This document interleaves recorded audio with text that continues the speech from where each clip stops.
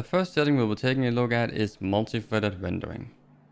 Multi-threaded rendering enables the game to utilize your PC's resources a lot better. However, to be able to actually use multi-threaded rendering, you need to have these minimum specs. So you need to have at least 8 GB of RAM, 2 GB of VRAM, and a CPU with at least 8 cores. However, those cores can be a mixture of physical and virtual cores. So let's say for an example that you have a 4-core hyper-threaded CPU, that should work fine as well. If you are meeting these specs and you are able to enable this, I would highly recommend to use it, as this can boost your FPS by up to 40% just from enabling this one setting, which doesn't change your graphics or anything else in the game.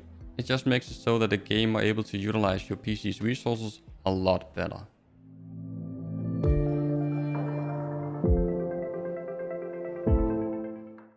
The next setting we'll be taking a look at is material quality. Material quality controls the lighting and how light is cast on different objects inside the game. In my first example here, you can see that this affects the lighting and shadow we have on our gloves and on our hands in general. Where you can see there's a clear difference when we have this on low compared to when we have it on mid or high. You'll also be able to notice that this also affects some of the textures on the walls, where we get some extra texture and some extra details on the walls once we go up to mid or high. In my second example here, you will once again be able to see that it makes a small difference on the different shadows and lighting that is cast on your hands and the guns or knives you're holding. You'll also be able to notice that it does also make a slight difference in the lighting and the shadows that are cast inside the room where I'm currently standing. For my recommendation, I would recommend to use the mid options, as this seems to be the best option compared to the amount of performance that you lose, which is around 2%, compared to the quality that you gain, which is almost as good as the high option. Now let's take a look at texture quality. Texture quality is supposed to change the quality and therefore the resolution of the different textures used inside the game. The reason that I'm saying supposed to is because I haven't been able to find a single location where this has any noticeable difference, both in terms of your performance, but also in terms of the quality of the game. I have also checked with both my VRAM and my RAM usage, and I don't see any difference at all whether or not I have this on low, mid or high. And the same goes for my performance as well, which is exactly the same across the board. Therefore, I would recommend to just leave this at high, because it's not gonna make any difference whatsoever to either your performance or to the quality of the game. The next setting we'll be taking a look at is detail quality. Detail quality controls several aspects inside the game. Firstly, like you can see here in my first example, it controls the detail and the amount of foliage you'll be able to see inside the game. Here you can see that we have a clear difference between low and mid, where low looks basically untextured when you look at the different trees and bushes compared to mid or high. Between mid and high there's not that big of a difference, but you do get some extra foliage here and there. You get some extra branches on the building in front of me, you get some extra flowers in the grass, and you also get some extra rocks lying around. This setting is without a doubt has the biggest performance impact so far of all the different settings that I've tested, with an up to 18% performance difference between having this set to low and having it set all the way up to high. If we then take a look at my second example here and look at the other aspect of this setting, it is the lighting and the shadows. So you can see between low and mid, there's really no difference at all in this example. However, once we go between mid and high, you can see that we get some extra light coming in through the hole in the roof of this building. And the different light sources that we have out to the right of the image also looks a bit sharper and a bit better once we have it set up to high. Which probably also explains why we have no performance difference between low and mid, and a performance difference of around 16% between low and high. Therefore, I would highly recommend to set this to the mid option, as this option still has a really good quality, while without you losing a lot of performance. Now let's take a look at UI quality. UI quality actually doesn't do that much inside this game. It doesn't change any of the UI elements you can currently see on screen right now. What it actually does change is the amount of opacity while you're changing your settings in game. So how clearly can you see your game in the background while you're changing your settings? So you can see here in my example, we have a clear difference between low and mid, where once we have it on mid, we can see a lot more of the game in the background. However, between mid and high, I don't see any difference at all. Since this does not have any performance impact on you while you're playing the game, this is more of a personal preference, so I would recommend to just leave this at mid. Next up, we have Vignette. Vignette will add some extra dark shadows around the edge of your monitor to give the game more of a dark and special look to it. So this can be a bit difficult to showcase on YouTube, but if you look at the top part and the bottom part of my two examples, you can see that while I have this on my right example, it is slightly darker up in the top and slightly darker in the bottom of the screen. As this does not have any performance difference, this is more of a personal preference whether you like it or not, but personally I would recommend to leave this off, as it does make the game slightly darker and therefore can also decrease your visibility. Now let's take a look at anti-aliasing. Anti-aliasing will smooth out the different jagged edges inside the game to give you a much clearer and crisper image to look at. I've tested this both in 4K, 1440p and 1080p because my recommendation can differentiate depending on the resolution you're playing in. Generally, the lower the resolution you're playing in, the more anti-aliasing or the higher the option you actually need. But put that aside, if you first take a look at 4K, you can see there's a big difference in performance. And I want you to use these performance numbers when you look at 1440p and 1080p as well, because the performance numbers from my testing in those two resolutions aren't accurate because I'm simply too CPU bound at those resolutions. For 4K, I would recommend to use FXAA.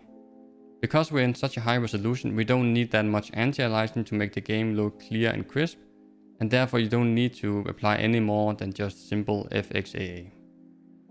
If we then take a look at 1440p, here I would recommend to use MXAA2X or MXAA4X.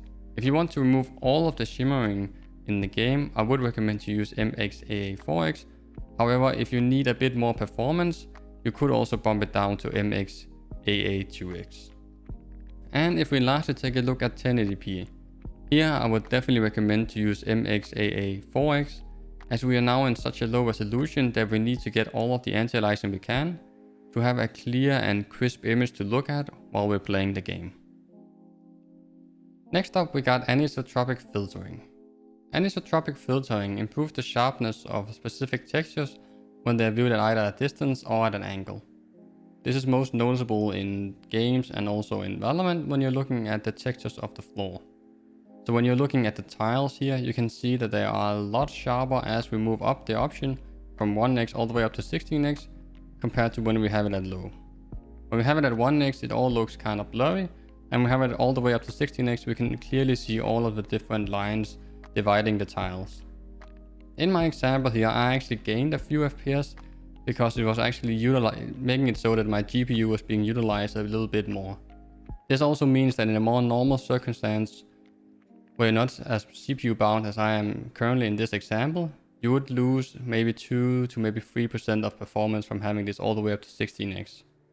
However, I feel like that's worth it for the extra clarity and sharpness you get, which is something I feel like is really important in a game like this, where you want everything to be as sharp as possible so you're able to spot enemies as clearly and as fast as possible. Therefore, I would recommend to use either 8 or preferably 16x. Next up, we have improved clarity. Improved clarity is a bit of a misleading name, as it would suggest that it has something to do with the clarity or sharpening of the game, which it doesn't. What it actually does is that it will change the contrast of your game, so the contrast of the image you're looking at. This can be very difficult to see in a side-by-side comparison, but if I switch it back and forth really quickly here, you can see that there is definitely a small difference between having this on and off, but it's a very small difference. And given that you are losing up to 14% of your performance from having this enabled, I would highly recommend to have this off.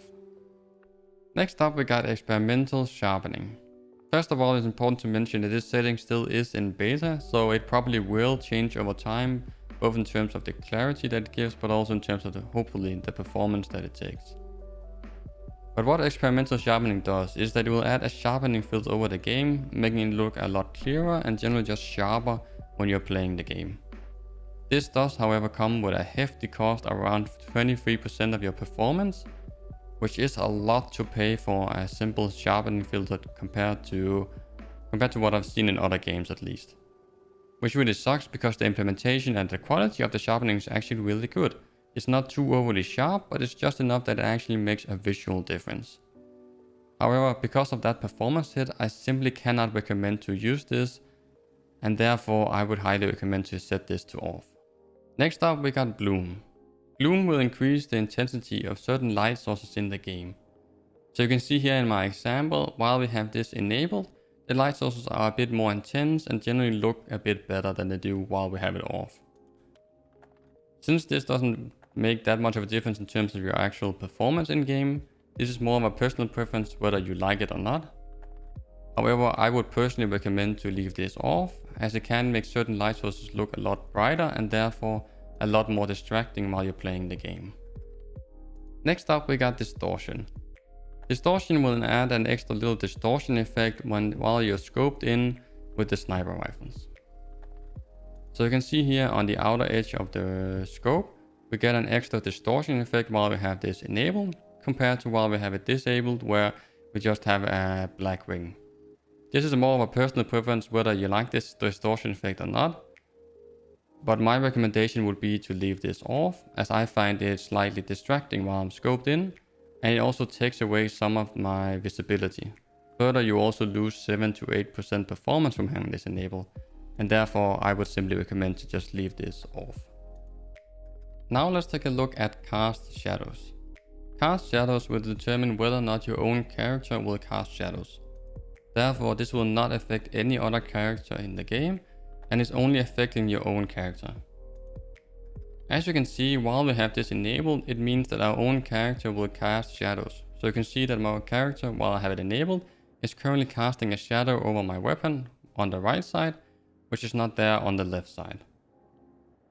Since this has a small performance difference and it also makes a small quality difference inside the game, this is more of a personal preference whether you like it or not. But in my own opinion, I would recommend to leave this off, as it can be a bit distracting seeing those shadows now and then. And lastly, we have NVIDIA Reflex.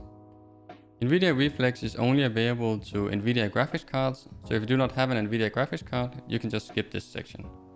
What NVIDIA Reflex does is that it will lower your system or render latency. So that is the latency from you clicking your button to something actually happening on screen. Under NVIDIA Reflex we have two options to select from, either on or on plus boost. The difference between the two is that on plus boost will also boost your GPU's clock speed to further decrease the latency. And as you can see from my examples, it works really well in Valorant, especially with on plus boost, which is able to decrease our latency by a lot. Further, this only takes around 2 to 3% of your performance, which is definitely worth it considering the decrease you're getting in your latency. Therefore, I would highly recommend to use on plus boost if you have an NVIDIA graphics card that is able to use it. Here are my own custom settings, which are based off the recommendations I have made throughout the video. Thank you all for watching. If you made it this far and been able to use this video to get better FPS in Valorant, please like and subscribe for future videos where we'll take a look at other games. If you have any feedback on the video or any other tips or tricks to get more FPS in Valorant, please share them in the comments below. If you're interested in these kinds of videos, maybe check out the video I made on PUBG. Have a nice day. Bye bye.